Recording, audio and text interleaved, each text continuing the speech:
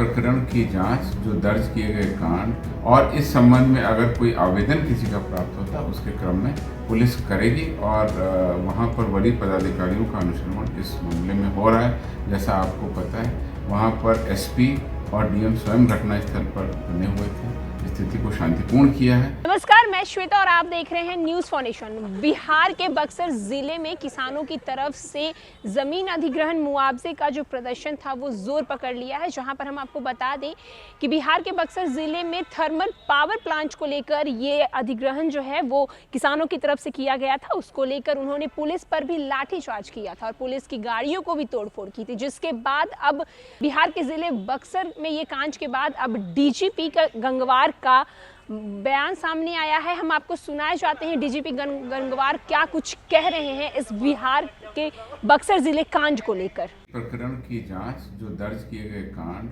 और इस संबंध में अगर कोई आवेदन किसी का प्राप्त होता है उसके क्रम में पुलिस करेगी और वहां पर वरीय पदाधिकारियों का अनुश्रवण इस मामले में हो रहा है। जैसा आपको पता है वहां पर एसपी और डीएम स्वयं घटनास्थल पर बने हुए थे, स्थिति को शांतिपूर्ण किया है और डीआईजी भी वहां पर गए थे, उनके द्वारा भी स्थिति का अनुश्रवण किया जा रहा है। अब आगे दर्ज कांडों का अनुसंधान और उसकी मॉनिटरिंग भी की जाएगी। कितने पुलिसकर्मियों पर कार्रवाई हुई है?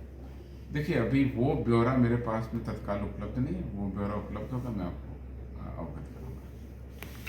नजर रखी जा रही है। देखिए, बक्सर जिले में मुफस्सिल थाना के अंतर्गत चौसा में एक पावर प्लांट निर्माणाधीन, उस पावर प्लांट निर्माणाधीन होने के क्रम में जमीन के अधिग्रहण को लेकर के वहाँ पर कोई समस्या चल रही थी, जिस क्रम में पूरी घटना हुई है।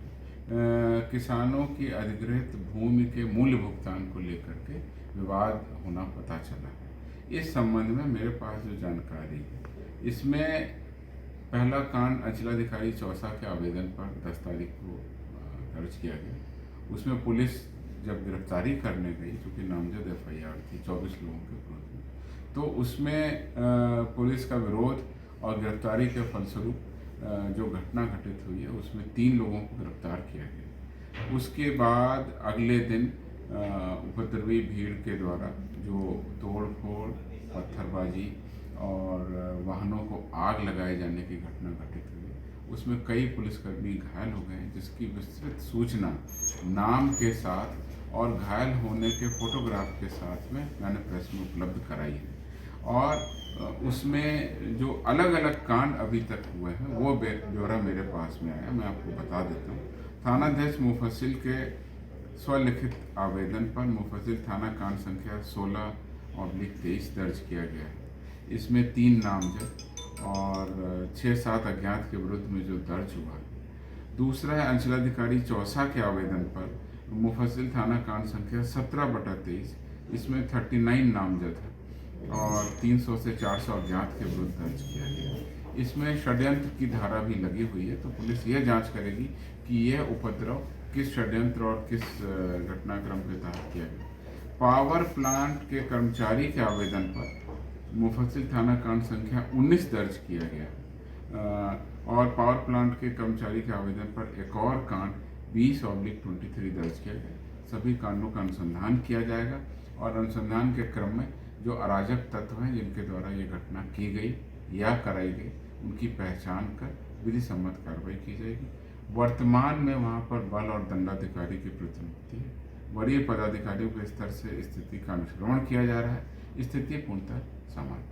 लेकिन पुलिस पे जो आरोप लगे हैं, बक्सर कांड पर एडीजी मुख्यालय जितेंद्र सिंह गंगवार का बयान सामने आया है। उन्होंने कहा है कि विभिन्न धाराओं में कई मामले दर्ज किए गए हैं और सभी का अनुसंधान किया जा रहा है। उन्होंने कहा कि इस जांच के दौरान यह पता करने की कोशिश की जाएगी कि क्या असामाजिक तत्वों का भी इसमें लेना देना है और कौन कौन से असामाजिक तत्व इसमें शामिल हैं। उनकी पहचान होगी, उनके खिलाफ कार्यवाही होगी।